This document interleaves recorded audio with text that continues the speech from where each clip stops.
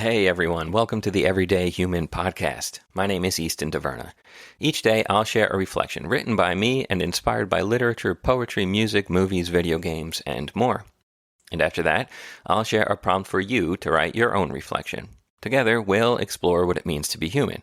Every month, we'll walk a new path, taking a look at life, death, the universe, and everything in between. Thanks for coming along. I'm glad you're here.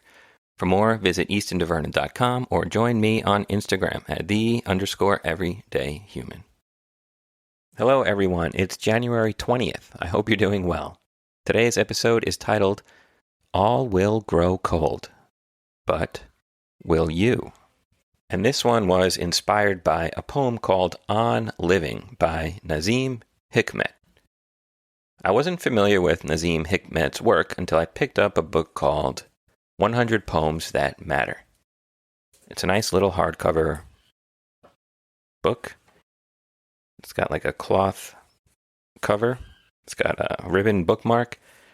I got it at a local bookshop a few years ago. I picked it up on a whim, and I'm currently rereading it, one poem a day in the morning with my tea or coffee that I don't need to wake up, but I enjoy. That's a throwback to yesterday's episode. If you know, you know, as they say. Nazim Hikmet was a Turkish poet, playwright, novelist, screenwriter, director, memoirist. It seems like he did it all, and I respect that. I'm trying to do a little bit of it all myself. We'll see how far I get. Like I said, I'm not too familiar with his work, but this poem really moved me, and I look forward to reading more by him in the future. Okay, let's get to the quote from On Living. This earth will grow cold, a star among stars, and one of the smallest, a gilded mote on blue velvet. I mean this, our great earth. This earth will grow cold one day. Not like a block of ice, or a dead cloud even, but like an empty walnut it will roll along in pitch black space. You must grieve for this right now. You have to feel this sorrow now, for the world must be loved this much if you're going to say, I lived. And that's just a part of the poem. Let me check real quick. I think it comes in like 3 parts. It's not to say it's long. It's not very long. But yeah, it's divided into 3 separate parts. That was the last section of it.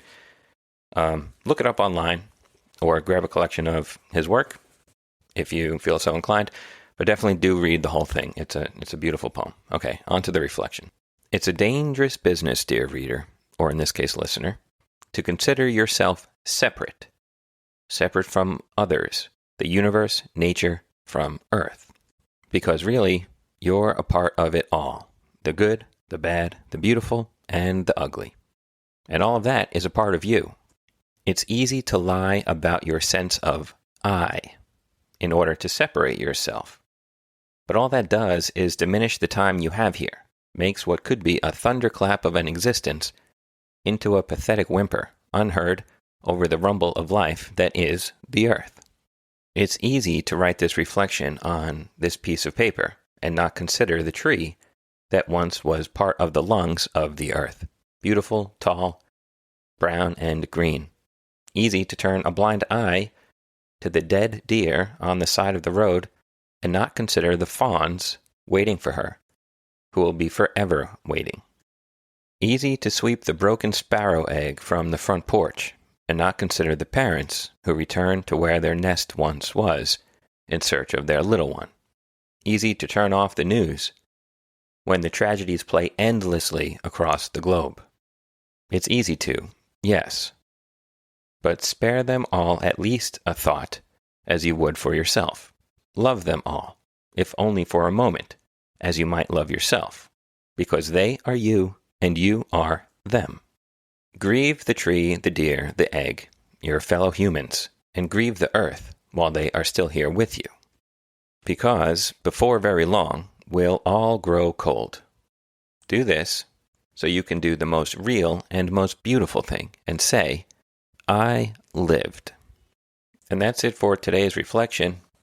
It seems like at any given point, there's probably a lot to grieve. Because there is.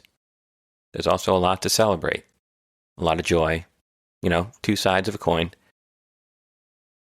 But yeah, I think about this poem, and I think about grieving all of those things. But you got to make sure you're not doing what you can't handle. Grieve what you can in little bits and pieces. Think about others. I think the idea here is have empathy. All right, on to the reflection question.